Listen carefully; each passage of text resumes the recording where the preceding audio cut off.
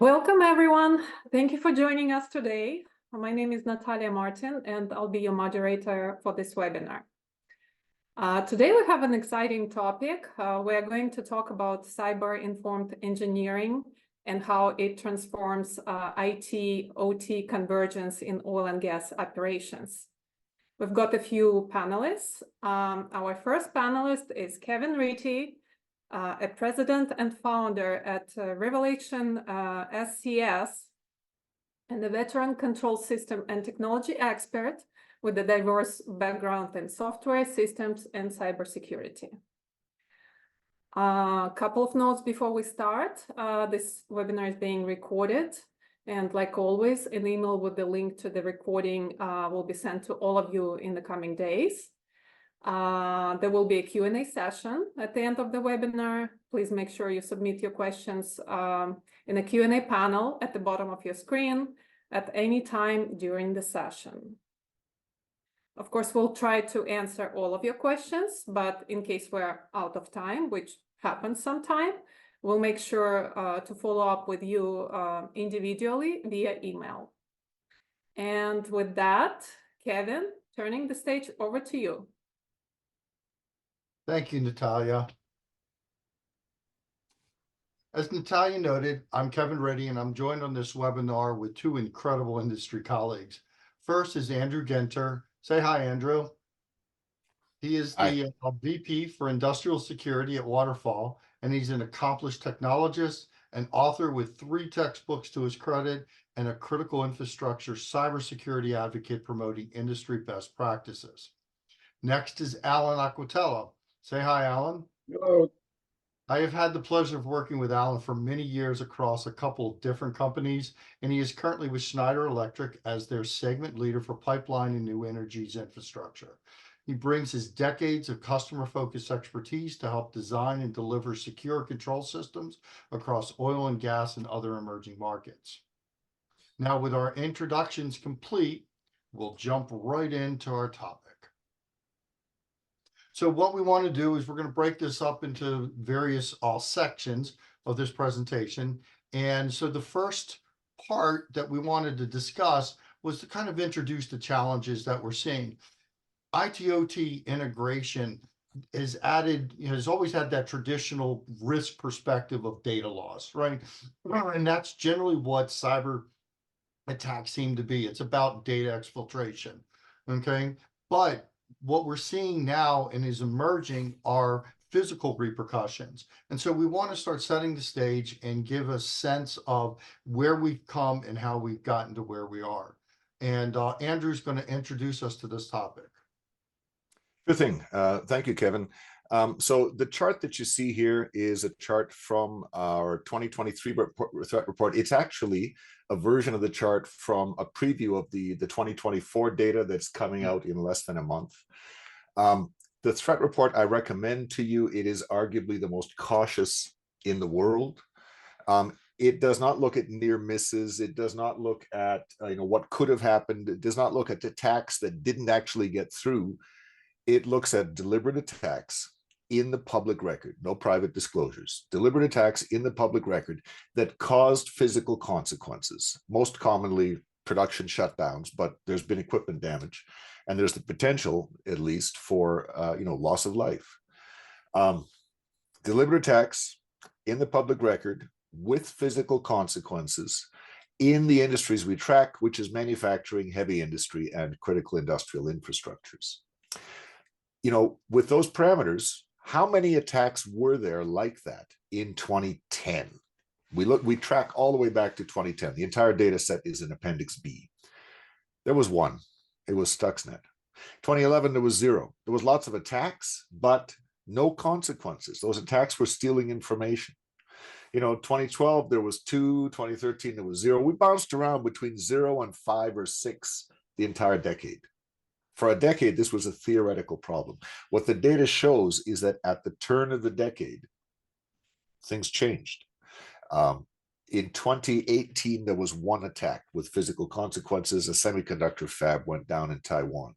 2019, there was 6. 2020, there was 18. 21, there was 23. The next year, there was 57. This year, there's 68.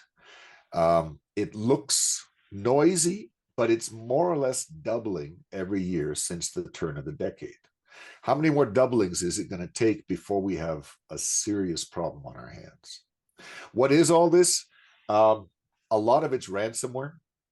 A lot of it is nation state grade. Modern ransomware, the high end of ransomware is trailing nation state attack techniques, tools and techniques by only 3 or 4 years. Why is that? Well, some of the ransomware actors, some of the ransomware criminals are backed by nation states. North Korea is accused of backing their ransomware industry to make foreign currency, to earn foreign currency for the sanctioned regime. Other ransomware groups are frankly so big, so rich, they can afford to build their own nation state grade attack tools. They can afford to buy nation state grade attack tools on the black market. And so, the bad news is that nation state grade adversaries, whether they be true nation states or just ransomware using nation state tools and techniques, basically the nation state is now the pervasive threat. This is what's coming after all of us over the network. A lot of us, in the past said, oh, am I really big enough to be worried about a nation state attack? Why would a nation state target me? Well, ransomware groups, the high end of them, are using nation state tools and techniques, and they're targeting everybody with money. Do we have money? Yes, then we're a target. This is the world we live in. So, this is in a sense the problem. Kevin, have you got a little more detail on applying this to the oil and gas industry? Yes, I think if we talk about, I guess, getting into our next set of topics, or this is, let's kind of take a perspective on this data-driven look at how we progressed as an industry. When I started this back in the 80s, everything, of course, was very isolated because networks were still quite new. Things were not as interconnected. But in the 90s, we started seeing networks growing. We started seeing more connections. Things became easier to start tying computers together. We started seeing the web. We started seeing browsers. We're starting to see information. And companies started looking at their SCADA operations and saying, ooh, look in that. I want some of that information, and wanted to start reaching in and getting it. So we were seeing, SQL, we're seeing ODBC, we're seeing COM, DCOM. Well, a lot of these are not necessarily secure. We had, proprietary solutions, client server architectures, et cetera, that was just all about making information available. You'd even see pub sub architectures in this time frame. Okay, and so this was kind of the thing. It was just give me the data, and cybersecurity was secondary to the information. In 9/11, we started looking at the happens and what was the impact. The industry went into immediate lockdown. All the connections were broken. We became entirely isolated again as an industry. Okay. Post 9/11, you started seeing a recurrence of saying everything we were doing a few years ago is still important to us. So how do we start looking and getting that information again? But we have to be secure about it. So this is where this IT, OT, and these boundaries started to becoming more well-defined. You'd see network models like the Purdue. Okay, and people were starting to think about, how can I securely get information? How can I share information without putting my system at risk?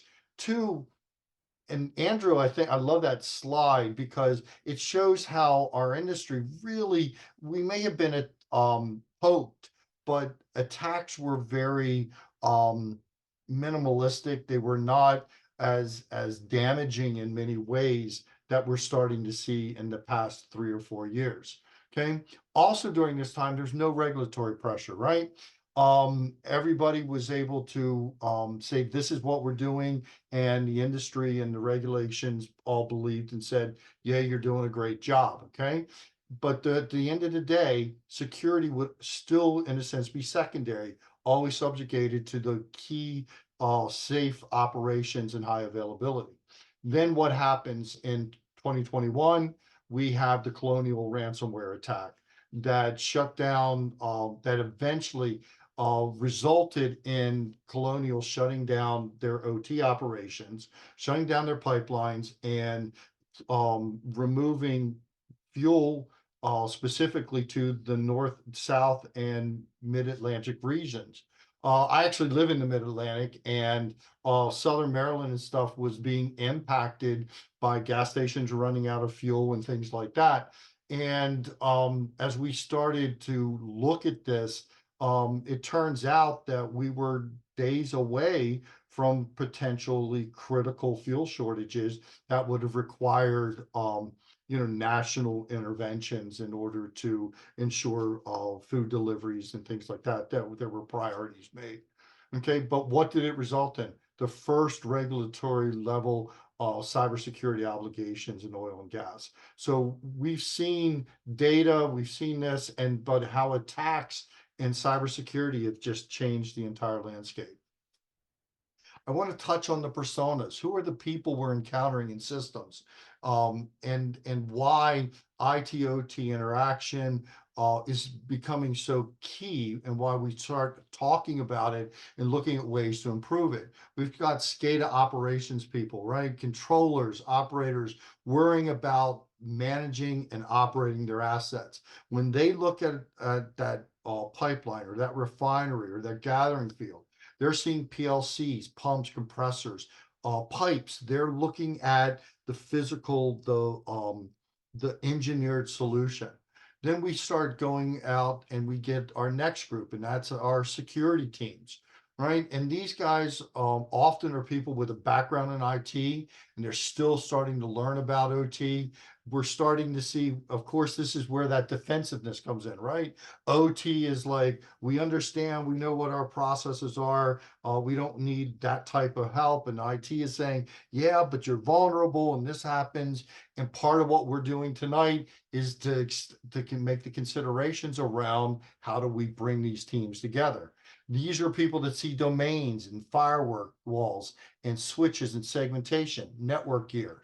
Corporate's all about revenue, right? They look at how can I use this information? How can I introduce analytics? How can I introduce AI?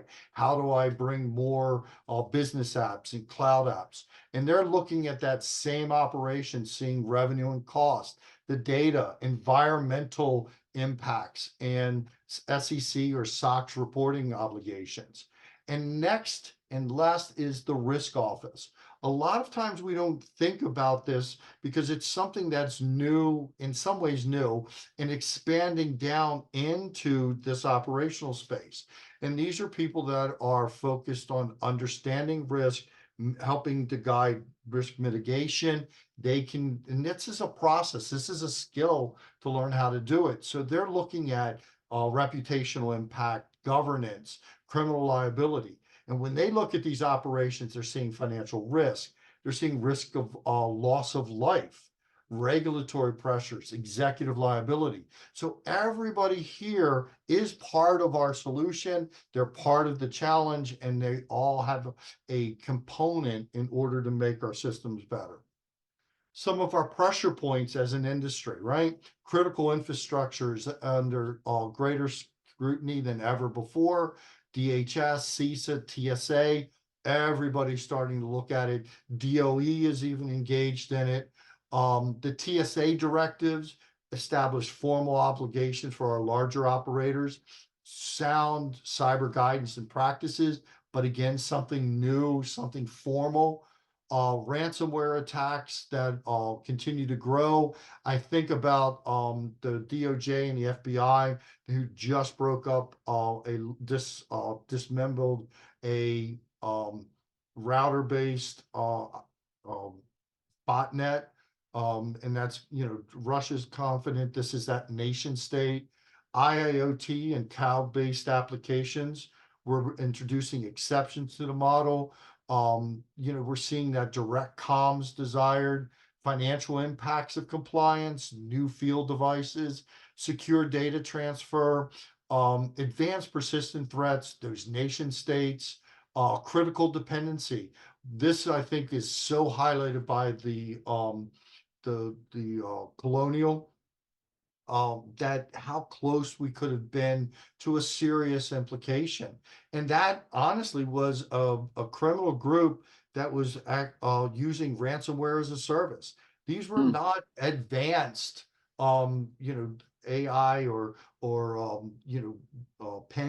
penetration people. This was just a group of people and criminals. So it's getting harder and harder to defend and more critical. So I've kind of set this stage built on what Andrew was talking about. And so Alan's going to come in and just kind of lead us through where some of the challenges are within the industry and what people are seeing today. Thank you, Kevin. So I'll try to summarize a little bit what Kevin was mentioning in the context of the oil and gas industry, highlighting here from an operational technology and a cybersecurity approach some of the key, let's say, differences from an OT versus a traditional, IT approach. But ultimately, these organizations, ultimately have a common goal in terms of managing the risk and really minimizing the risk from a cybersecurity perspective. And the challenge is that in the OT space, this risk can be substantial. The way the OT team sees risk, it's about the environment, loss of productions, assets, or even life, which is a little bit of a different perspective in terms of the risk and the probabilities of failures and the consequence on IT systems. Typically, the technology that you see in OT systems, stands from PLCs, safety systems, DCSs, and SCADA systems that all of them have embedded redundancy, fault-tolerant applications, and they're typically serving the industry and assets that have a very, very long life cycle. So the expectation regarding the technology and the support is quite different than OT systems that are primarily commercial off the shelf and have very short, let's say, life cycles. And under, please go to the next slide, Kevin. So how that has impacted, now we're trying to be a little bit more specific to the midstream and the pipeline industry that basically relies on SCADAs and RTUs. So there's been also an evolution on these technologies that it's adding complexity on how to manage these devices from a cybersecurity standpoint. There's been the introduction in the past couple of years of technologies such as wireless, cloud, doing more edge analytics, and all of that, it's actually increasing the attack surface from a cybersecurity. And then going back to what Kevin mentioned, this industry really didn't have any regulatory requirements until the colonial attack prompted the TSA security administrations in the United States to start launching those directives. So managing this, let's say, highly complex and distributed systems have become a major challenge from a cybersecurity standpoint. Next slide, please, Kevin. And this was really kind of the reflection of the regulators in the US when they launched that TSA directive. We're now on the version number 4, the 2D that was issued this year. And this is really directing it's really intended to improve the cybersecurity preparedness and posture of the industry, and has the layers of the implementation plans where, the network segmentation is a critical aspect, making sure that all of these operators have proper incident response plans, and they start with their assessment of where they are in terms of their current operators. Andrew, I think you had some comments on this one. I did. So thank you for that. I just wanted to say I've had a look at these directives. To me, what struck me about the directives is, they contain a bunch of language that I've never seen before in any other standard or guidance. one of the things they said was, look, if your IT network goes down with ransomware or something, you're required to be able to separate your IT and OT networks so that the OT network can continue to operate at the capacity needed by the pipeline, by the society. To me, that's, that requirement for the ability to separate, I haven't seen before. There's a bunch of other stuff that they talked about that's sort of unique to the IT-OT interface. There's intrusion detection that has to happen at the IT-OT interface. If you're going to separate the IT network from the OT network that way, then you cannot afford to have any dependencies from the OT network on the IT network. Because of course, if you separate these systems, the OT systems no longer have access to these IT systems that have been crippled by ransomware that they depend upon. So you got to understand your dependencies. You got to have a plan in place to address these dependencies in an emergency. You've got to, look at your trust relationships. They said across that IT-OT boundary, you shouldn't be trusting either. You need to go and understand all of your trust relationships and the threat that those relationships pose, because attacks pivot. The classic attack pattern is to get into the IT network, get domain credentials, one way or another. There's different techniques. Get into the domain controller, create your own account, and now you can log into whatever system you want, because you've got universal privileges. You can log in through the IT-OT firewall into the OT systems and make a mess of them. So all this wording around the IT-OT interface, struck me as new and noteworthy.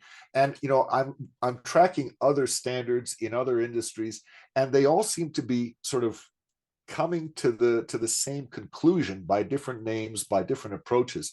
And the conclusion has to do with the IT-OT interface as a consequence boundary, a criticality boundary, a boundary between a connection between two networks where the worst case consequences of compromise are dramatically different.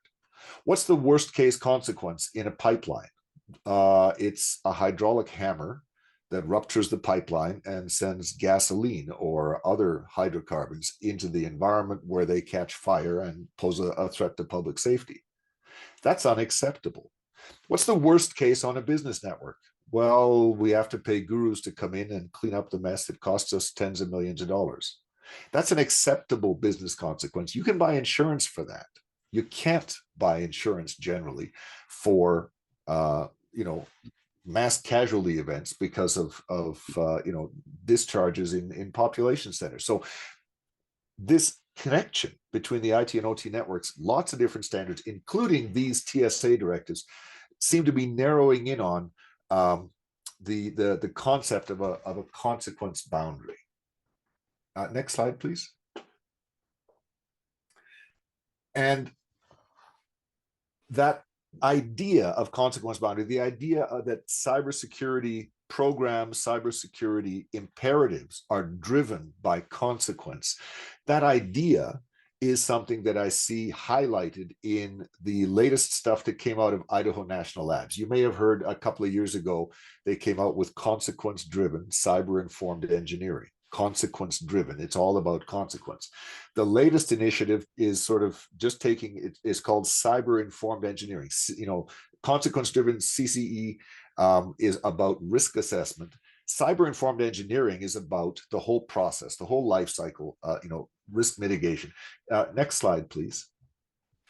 What is cyber-informed engineering? Again, it's all about consequence, but it's about, it introduces sort of the idea of engineering grade protections. It positions OT security, CIE positions OT security as a coin with two sides.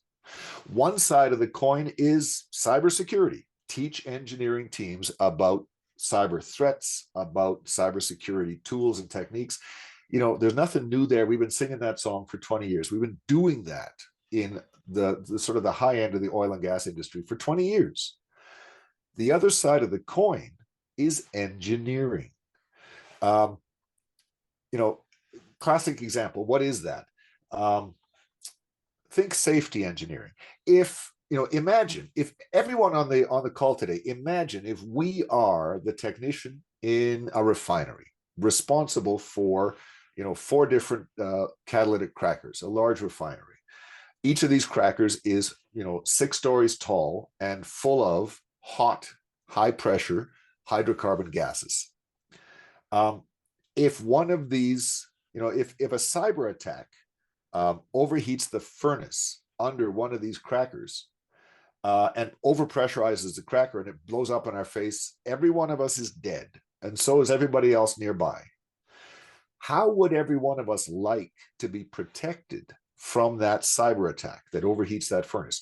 Would we prefer a mechanical overpressure relief valve where if the pressure of the gas inside the cracker is too much, it physically forces a bit of steel against a spring, the gas escapes into a flare stack, it ignites harmlessly, and we get a bit of smoke that we have to deal with? Would you prefer that overpressure relief valve, or would we prefer a longer password on the PLC controlling the furnace? Well, the people I ask say, Andrew, that's not a fair question. Okay, you've designed the question so that the obvious answer is, thank you, I would like the unhackable mechanical relief valve. But really the right answer is, this is a coin with 2 sides. If it's my life on the line, I want the mechanical valve, thank you. I want 3 of them because these things are mechanical. They can rust, they can wear out, they can malfunction. I want 3 of them, and I want a longer password on the PLC, and I want a boatload of cybersecurity behind it. Cyber-informed engineering is not where it's not a thing where you choose one side of the coin or the other side of the coin. You spend the whole coin to get security. And we've been neglecting the engineering side of the coin. Think about it. Where is that overpressure relief valve? Where is it in ISO 27001? It's not mentioned. Where is it in the NIST Cybersecurity Framework? No hint of it. Where is it in the industrial 62443 standard? Not a word. These are cybersecurity standards. The overpressure relief valve, centrifugal governors, electromechanical tools that we use in safety, these are engineering grade solutions. These are part of the engineering profession, the engineering discipline, not the cybersecurity discipline. And we need to start using them systematically and universally to address cyber threat, as well as to address physical threat. And this is what CIE is all about. Next slide, please. Andrew, I was thinking, I'm listening to you speak again, and that consequence that, thinking about it as we're not trying to get one side of the coin or the other. It's about bringing everything together. And that is really why I love the idea of CIE, and why I find it so intriguing. As a technologist and somebody who's been, developing software and solutions in this space for decades, I love when it's comprehensive. And what I see in CIE is bringing that type of what's been done in software by a secure development lifecycle, software development lifecycle, where there's steps and there's phases, and that we work through a well-documented industry standard process to develop software and solutions. And now we're seeing that type of maturing of our engineering practices and our design in these type of systems being brought in, where you're seeing the same secure by design mentality. You're thinking about security and engineering and the entire solution as you work your way through the requirements, design, implementation, testing, and maintenance and deployment. Okay, that to me is what really makes CIE exciting. Okay, part of it, and to dovetail again with what you're saying, is it's the idea of breaking boundaries, right? We've got to be in a position where we're bringing experts from engineering, from the OT. We're bringing experts from the OT and the security and IT infrastructure that truly understands the process, the practices. We're bringing our corporate partners, we're bringing our risk officers, and everybody's coming to the table and bringing a perspective to look at our engineered solution comprehensively, right? You know, CIE's looking at a world where if you think about, and I used this in an earlier session, the idea of if you look at what new cars are, and this kind of dovetails people, when you buy a new car these days, it's all digital. Everything is digital, and you've got a screen here. Even your dials on your dashboard are now just nothing but a screen. Okay, and it makes me wonder what happens when that fails. What if it fails while you're driving down the road on a highway speed of 65, 70 miles an hour? I kind of makes me scratch my head a little bit because I don't know. So when did the design sit around and talk about this? Did they think about the impact of that failure or a compromise? Okay. Would there be a physical impact? Well, crash could be kill yourself, kill other people. Okay. And the same thing is in industrial systems. Everything's becoming digital. Everything, you know, Andrew talks where people say, well, I have software that manages that safety process. It can't happen. Well, if that system is compromised or fails, is there a manual backup? That's something that came up earlier in some of the discussions. I'll kind of tie that in another. So the whole point to this is looking at those physical, is there a way to mitigate a cyber incident by a physical component within the entire solution? Okay, so that's how I see CIE, why I find it exciting.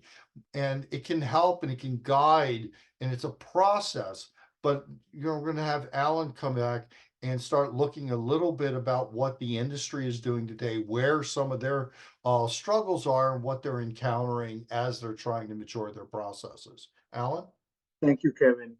Yeah, so the idea of this slide on operational cybersecurity ambition versus reality is to really identify kind of where the industry is. But before that, let's step back and look into, I see the 62443 global standard, that it's a performance risk-based standard for OT cybersecurity. And one of the main goals here is to identify the security level to reduce the risk to an acceptable level, and eventually arrive to that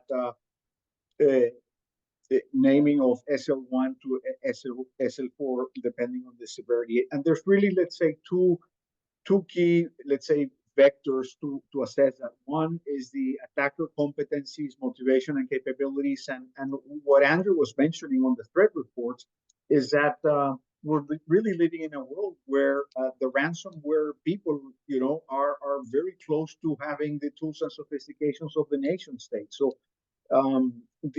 we've got that continuous threat in terms of sophistication and in terms of numbers, that obviously it's pushing the industry, especially operating critical infrastructure, into that SL3, ideally that SL4 stage.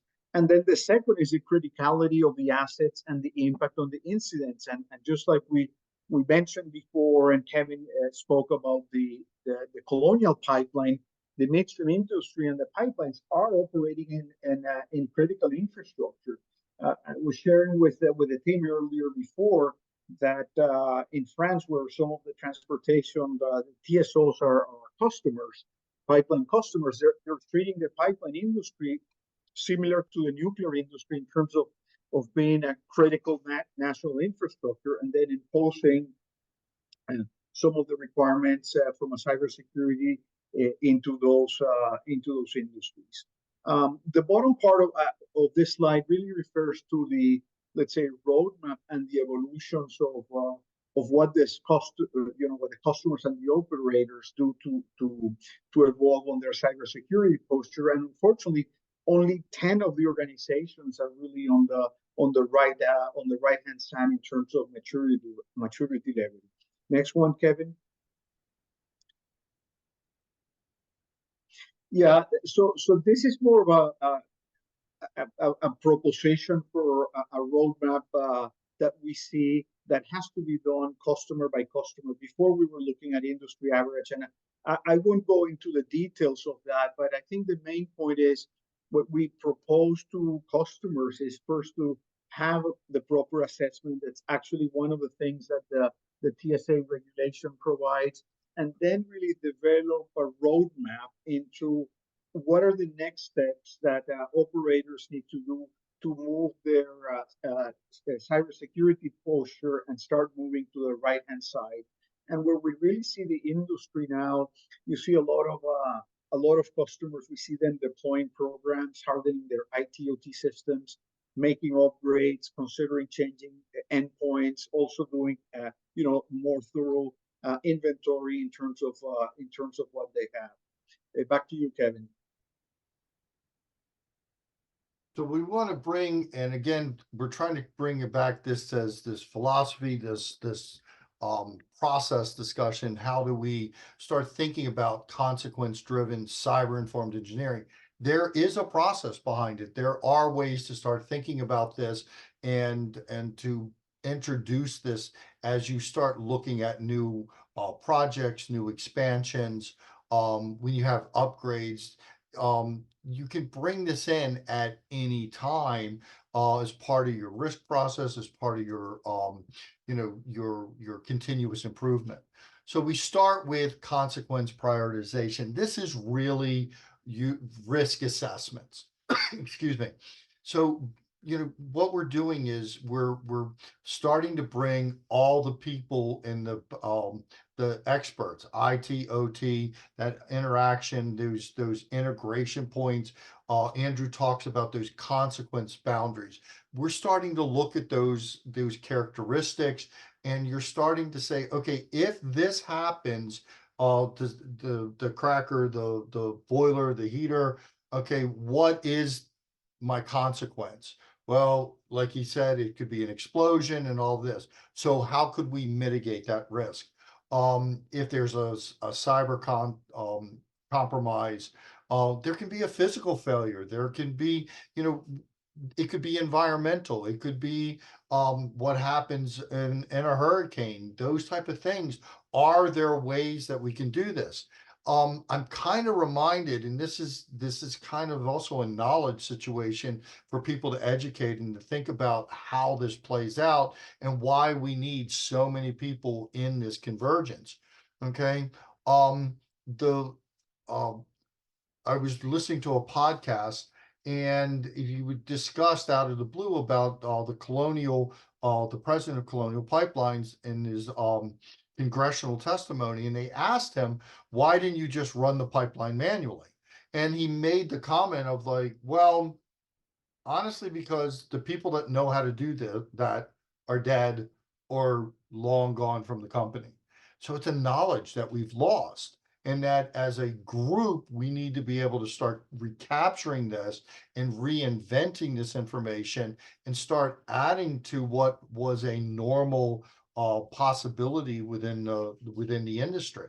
And we're not saying step away from digital, just realize digital has limitations, physical has limitations, and it's by marrying these two, I'm going to use the term analog and digital in this context, just for distinction purposes. By bringing those together, we're giving a better solution.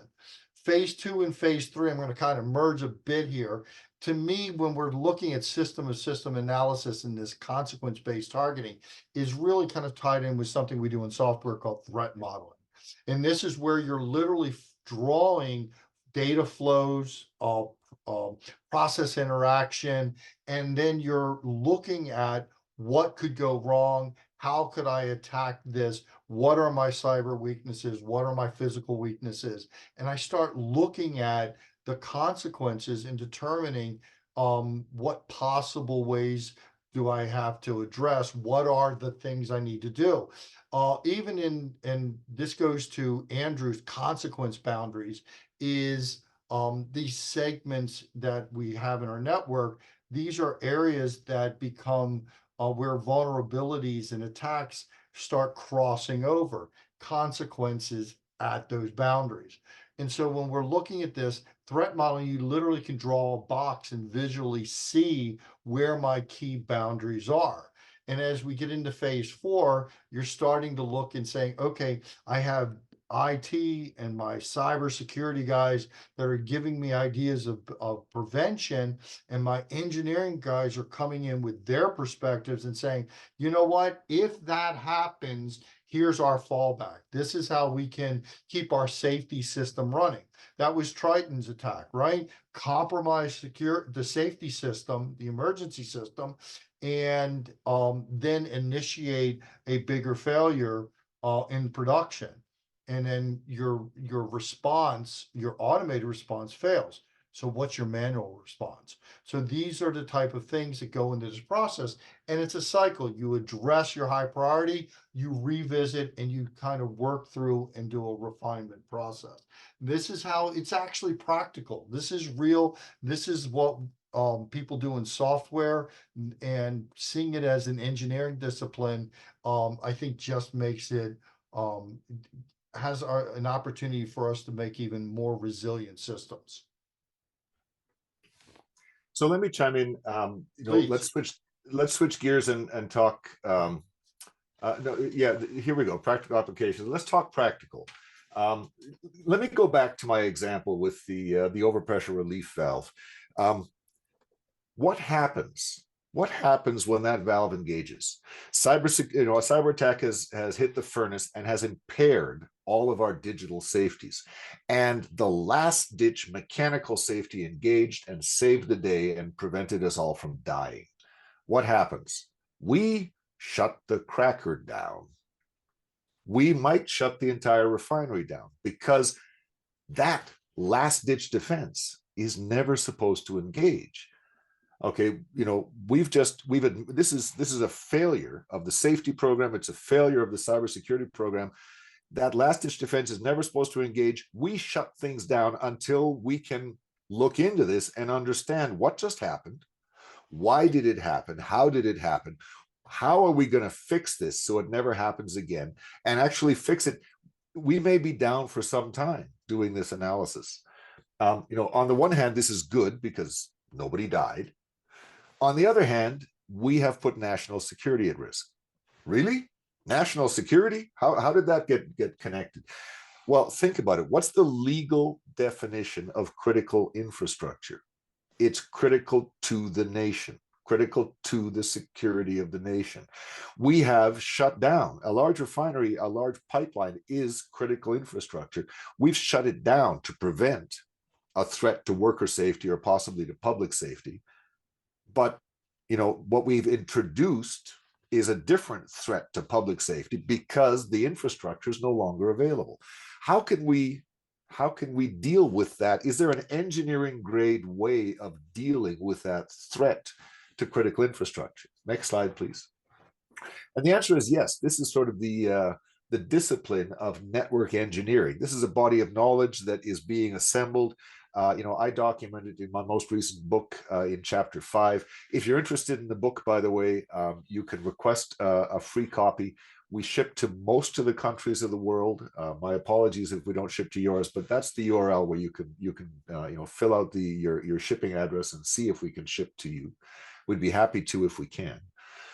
But network engineering is talking about, how do we prevent the refinery, the pipeline from being shut down because of a cyber attack, preventing, triggering the last ditch safeties. We have to prevent that attack getting into the system in the first place. There's no other way to do it. And network engineering is a collection of techniques that, are engineering grade prevention of attacks, cyber attacks pivoting through network connections into other targets. You don't do network engineering at every connection between networks. You do it at criticality boundaries. It all comes back to these criticality boundaries that we started seeing identified first in the TSA directives. What is network engineering? Well, there's a whole chapter full of these techniques. The single most popular network engineering technique is the unidirectional gateway. Next slide, please.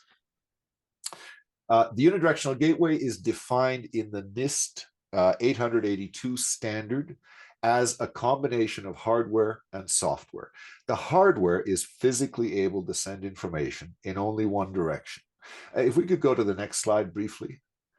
This is, if you lift the lid on the device, this is what it looks like on the inside. There's a physical divider down the center of the device, an auditor. You can run your finger down that physical piece of metal and verify visually that there is no cross connect inside the device. There's really two completely independent devices here. Each of them has their own power supply. Nothing is shared across the device. But there is a connection left to right, and that's a single fiber optic cable on the front of the device. What's happening inside the device? Well, there's a circuit board inside on the left of the device that has a fiber optic laser, a transmitter. And on the right, there's a fiber optic receiver.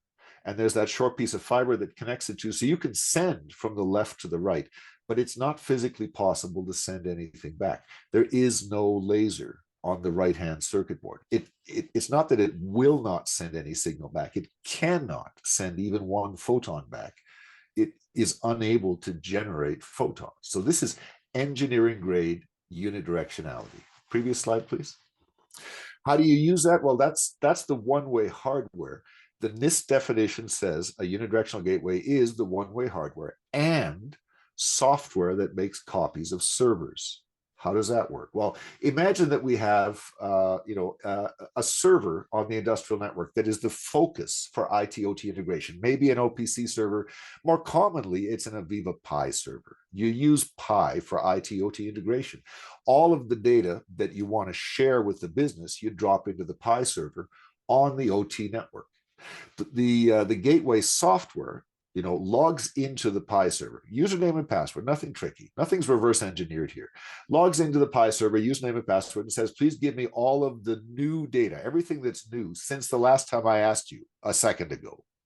And gets back, 5, 10, 30 megabytes of data, pushes that data through the weird one-way hardware, and on the outside, the software logs into the enterprise Pi server, inserts the data, updates the enterprise Pi server, and now the two Pi servers are synchronized sub-second.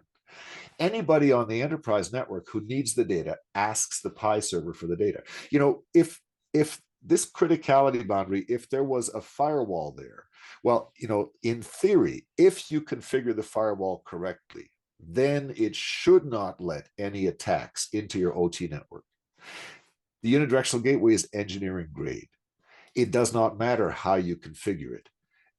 There is physically no way that attack information can leak through the gateway into the OT network. It doesn't matter if ransomware has taken over the IT network. Nothing can leak back. With a firewall, if you ask a polite question of the OT Pi server, you get data back. If you ask an impolite question, you guess the administrator password, you're attacking the OT Pi server right through the firewall. With the gateway, you cannot ask any question of the OT Pi server, but you no longer need to ask any question of the OT Pi server because the enterprise Pi server already has all the data in it that we're allowed to share with the enterprise.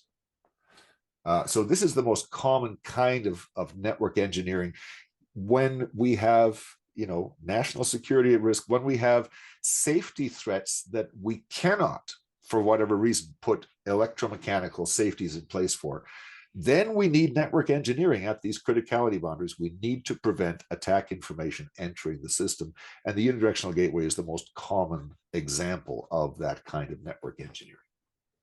Next slide, please. There we go.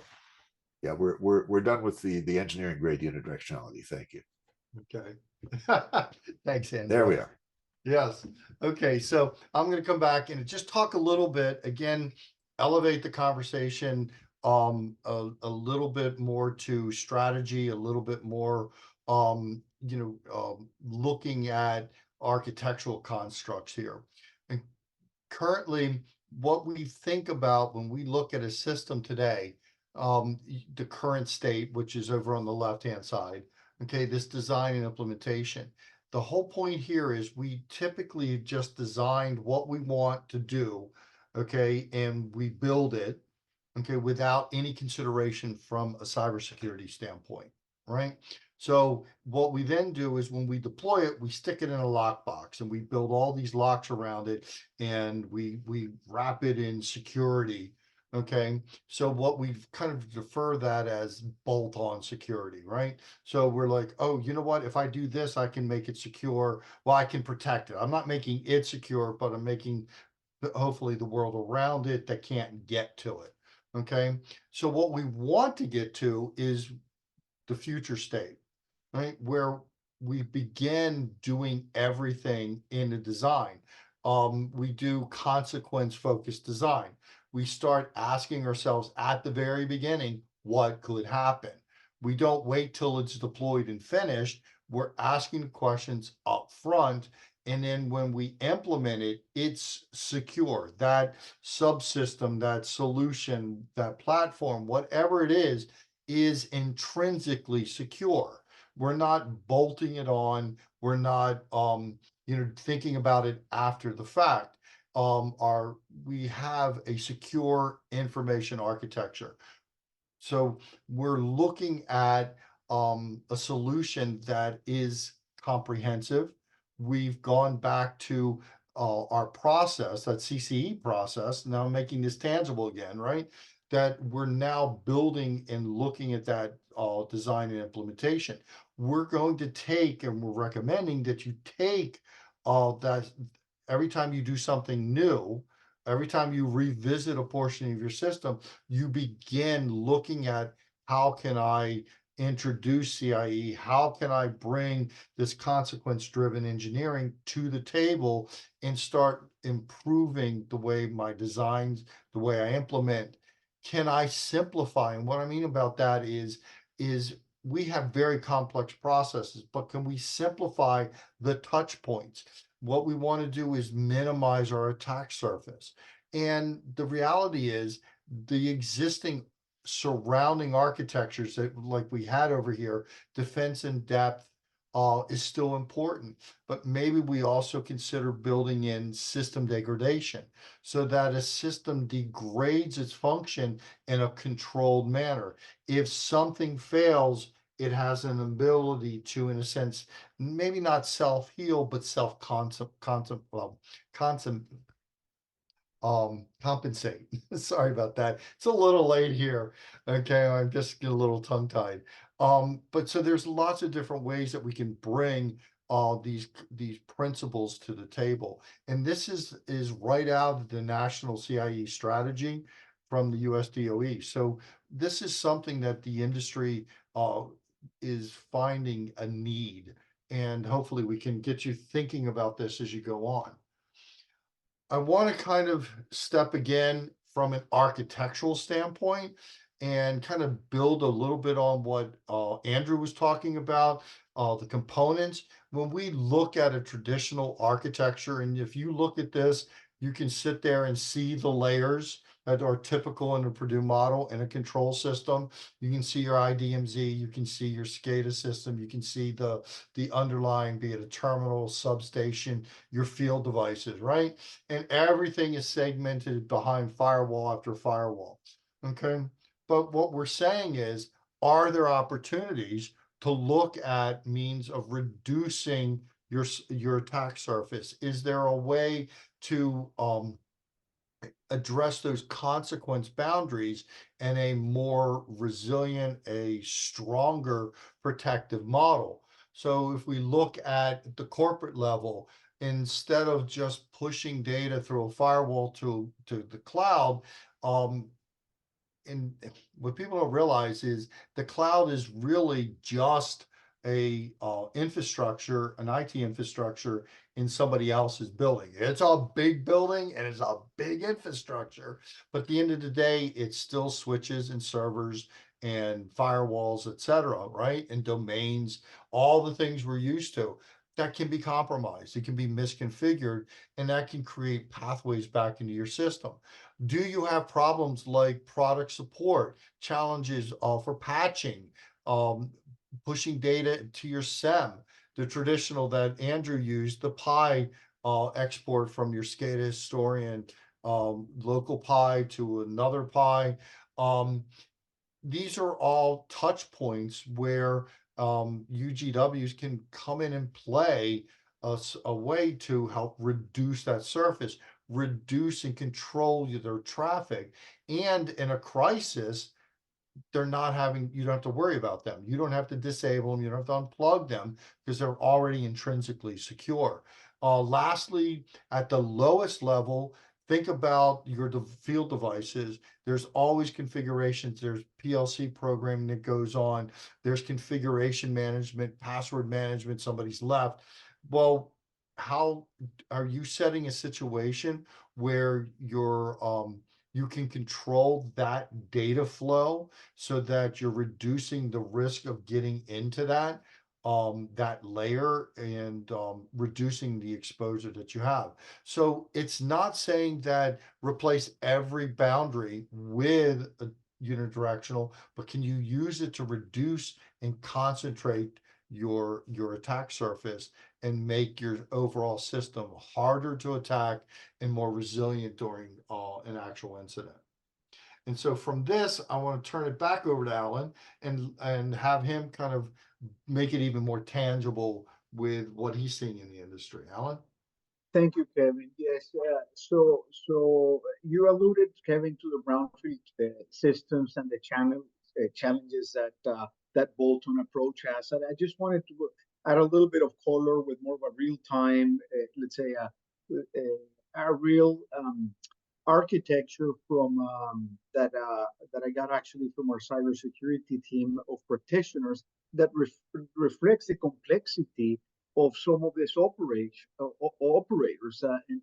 In this case, you've got a process plant to the right, the TCS system that also have some remote assets managed and integrated through a SCADA. The example that Andrew mentioned before of getting data from the PI server and the historian and the use of the unidirectional gateway is showed there on the top right. And obviously the practitioners, they use the Purdue model, separate each layer, doing proper network engineering and proper segmentations, and then using the technologies such as the ones that we discussed efficiently. But it begs the question if the unidirectional gateways can have a broader use and a broader adoption as we try to secure these complex systems.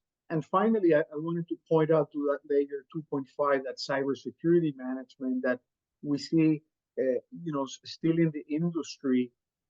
That's a layer that could have better technology and be more autonomous and be less of a burden for the operators in terms of having their primary domain controllers, patching services, antivirus, and the whole gamut of tools to ensure proper cybersecurity management. Next slide, please, Kevin. So yeah, this is just a reminder again on the challenge of where the industry was and got hit by regulation, trying to address, identifying critical systems, doing your proper inventory, doing your network segmentation. The industry, it's in the midst of, let's say, of moving along that journey. Next slide, Kevin, please. And really kind of what we recommend to the end user operators is to look at this as a journey and try to really work, let's say, with vendors that can provide services that some of them are aligned to the TSA requirements, such as the gap assessments and so forth, that bring solutions like the ones that we mentioned, the unidirectional gateways that are critical, and that can help this end users operators sustain those implementations through time. Back to you, Kevin. So that is our content in general. talking about the challenges, bringing everybody through to principles and philosophies, and then looking at it, some tangible aspects of how CIE can help in day to day. But it is more than abstraction. It's not just philosophy. So we wanted to kind of leave you with some thoughts. Each of us kind of gave ourselves two ideas of what we see as valuable in CIE, consequence-driven engineering, and how it can improve your workflow, your processes, your IT/OT integration. For me, it's all that I love about it is this idea of collaboration, bringing our two very distinct and at times adversarial experts into the same room and putting them on the same team and saying we're arriving at a shared solution. Okay, it's a comprehensive perspective. The other thing that I love about it is considering the physical impacts of a cyber compromise and how physicality can there are ways to bring manual solutions and protective responses into our digital space. Okay, and what it does is it allows us to be secure by design, by baking it in, by thinking of it throughout the entire cycle, and not just thinking about it at the end and how we bolt it on. Andrew, your thoughts? Yeah, I mean, what I see emerging is that the engineering profession is getting more involved with cybersecurity on the OT side because they see that, traditional tools they've used forever to protect public safety, to protect worker safety, are tools that need to be applied to address cyber threats to the public, to our workers as well. And there aren't necessarily engineering, electromechanical devices you can deploy to assure reliability. When we have critical infrastructures, most of the time, the way to assure reliability is to prevent the attack getting into the system in the first place. And this is where the emerging field of network engineering is gathering best practices into a body of knowledge. And what we see in terms of network engineering, preventing attacks, no matter how sophisticated, these can be nation state grade, they can be script kiddies.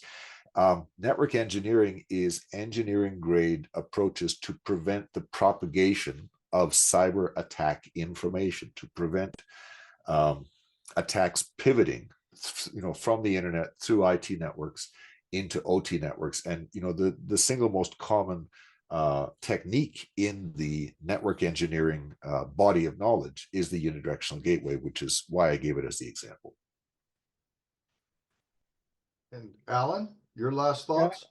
I think you touched, Kevin, on secure by design. I mean, that's Schneider is a big proponent of that. Either from standard product, from a software development, from an implementation of systems, architecture, networks, and then being consequence aware, of the space. That's fundamental. And then, as Andrew was mentioning, that the consequence-driven engineering at the end, using those technologies, is going to reduce your attack surface and your potential incident impact. And that's really what we want. So back to you, Kevin. Well, that pretty much wraps up our presentation and the material, and we'd like to open the floor to question and answer through the little Q&A chat. And Natalia, do we have anything? Yes, well, we are at top of the hour, a little bit running out of time, but we have a few questions from the audience. Okay, so the first question, can you do remote access with unidirectional gateways? Yeah, so let me take that one.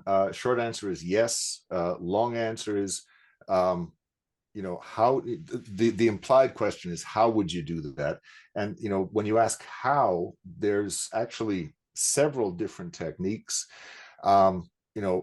each of them is specialized to a given business need. I mean, you know, let me back up a second. With a firewall, you know, to a man with a hammer, all the world's a nail. Okay. To a man with a firewall, all questions have the same answer. The answer is open a TCP port. How do I get antivirus into my OT system? Open a TCP port. How do I get security updates and production orders in? Open another TCP port, one for WSUS, one for the SAP XML files that are production orders. How do I get remote access? That's two TCP ports, one for the TLS VPN and one for remote desktop. It's the least secure, the most common, least secure answer to every question. It's the same answer to every question. If you ask us, we have different answers for different questions. You know, remote access for vendors who are sort of outside of our criminal background check system. They're outside of our safety training. They're outsiders. Remote access for outsiders has a different solution than remote access from insiders has a different solution than remote access, continuous remote access for like remote operators that have to operate remotely. Every one of these questions has a different answer. We try to produce the most secure answer for every need. But to give you a concrete example, if we have an outsider, if we have, you know, the gurus at Aviva are managing our Pi system, they're going to tell us if the Pi system gets sick, if it's running out of memory, if something goes wrong with it. And if something goes wrong, they're going to fix it for us. How do we do that? With something called remote screen view. These people haven't been through our criminal background checks. What we do is someone on the inside, an engineer, enables remote screen view, turns it on, and we start sending basically a video of the screen, much like you see, you know, here. The slide is a video of the screen going through the one-way hardware out into the outside network. The Aviva gurus in their head office log into the web interface that's part of the gateway, and they can see the video and they can say, okay, I see the problem. You've got this custom application up here running and it's eating up all your memory. What is that? It's such and so. Oh, you should restart that. How do I do that? Well, move the mouse over here to system management, and they can see the mouse moving. They can't send anything in themselves, but they can see it. They're on the phone. And they can say, no, that's product management. You know, the system management is too further down. And they can work with the site to solve the problem without ever connecting these networks in a way that's dangerous to the networks. So that's just one example. If you'd like more, you know, connect with me on LinkedIn or something. I can get you connected to our solution architects, and they can go through your use cases and recommend the most secure way to meet each of your business needs. Yeah, Andrew. Another question we have about unidirectional gateway. Other than unidirectional gateway, is there any other example of a network-based CIA solution that you can share? Absolutely. Chapter 5 in my new book is full of examples. Let me just give you one. A lot of people want to monitor their safety systems from their main HMI, but you know, if you connect the main HMI network to the safety network through a firewall, well, now you've got the possibility of, you know, someone who breaks into the HMI pivoting the attack into the safety system and wreaking havoc there. A lot of people don't want to do that, but they don't want to air gap their safety systems either, because you want to be able to monitor these things. How do you do that? Well, the Department of Defense in the United States has a publication, I forget the acronym, but again, it's in chapter 5. And they say, look, here's how you do that. You take an output of the safety system, or 4 or 5 outputs, analog outputs, you know, digital 1 or 0, or an analog, you know, 0 to 100%. And you run those 4 to 20 milliamp loops, current loops, into a PLC as inputs. And now you can monitor a handful of values from your safety system. Am I up? Am I tripped? You know, what's a couple of important values? You can monitor them for your HMI, but there's physically no way to send a message through the 4 to 20 mil, through that analog signaling loop that might put the safety system at risk. So that's something the Department of Defense in the United States recommends for their most secure systems when there are consequence boundaries. And of course, in their example, the consequence boundary is between a normal network and a classified network, but it's a consequence boundary. And so there's other ways. Yes, that's the short answer. Yes, read chapter 5. Let me know what you think of chapter 5. I rely on feedback from experts like yourselves, to write my next book bluntly, if there is one. Great example, Andrew. Very good example, exactly. Okay. Another question we have, can you expand on secure by design and how this consequence-driven approach can contribute to it? I'll be glad to jump in and start this conversation. I think when we talk about secure by design, and hopefully Alan will jump in as this because it's a multi-layered topic.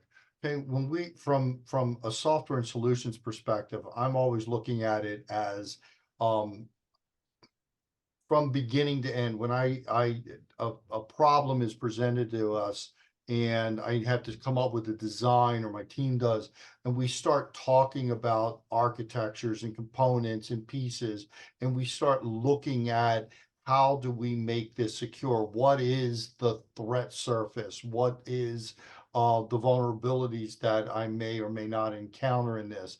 I'm looking at functionality, and I'm looking at how do I operate it and place it into a secure environment.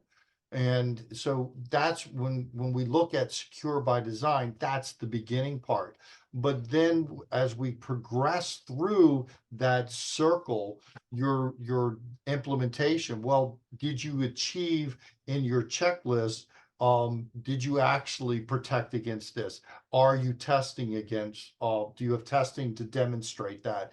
Are you using tools like Wireshark to confirm that there is no clear text? How are you storing data? Are you hashing it? Are you protecting it with authentication? Are you looking at zero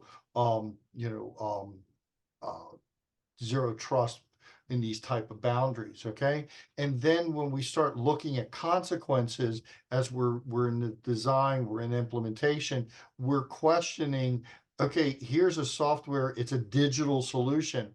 Okay, if I'm compromised and the solution that I'm working in, what I'm controlling, is there a way that we can bring a physical trait to this? Is there maybe something that could be added? Maybe it could be programmed into a device. So it's a multi-tiered, it's multi-layered. It's not always manual, but is it a backup? Is it something that if one piece is compromised, is something else able to deal with it? Does that make sense? Andrew or Alan, you want to add to what I said? It absolutely makes sense to me. Something maybe you didn't touch on is a lot of the documentation out there for secure by design focuses on the process.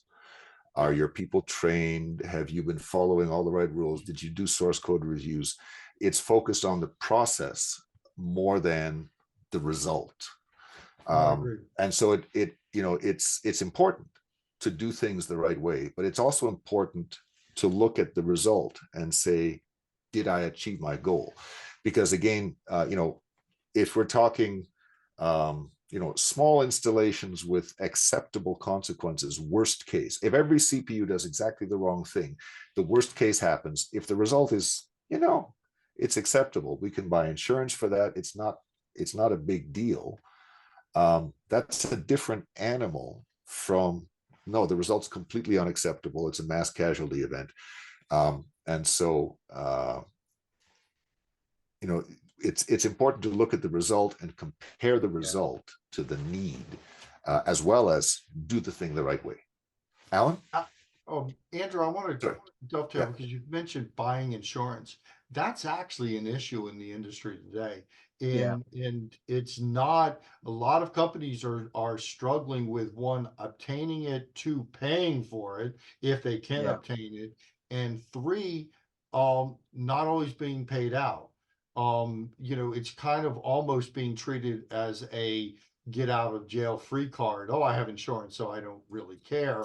And now the industry in that's is coming back and saying, well, wait a minute, are you doing best practices? What type of validation? Show me you're secure by design. Show me your secure development life cycle. Show me your artifacts that you're highlighting. And so this isn't always a just, well, I'll just get insurance. It's a complex situation these days for companies. Alan, sorry to kind of steal that. No, it's all good. Nothing to add. Great points. Yeah, so I'll add one point, and that is, you're right. Insurance is getting harder to get. I've got a podcast episode with Munich Re. They do reinsurance. They insure other insurance companies for very large risks.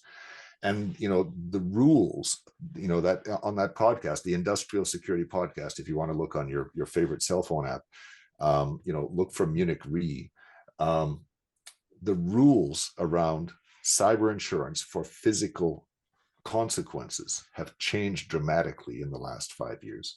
And even that aside, even the very high end of it aside, let's just talk the mundane.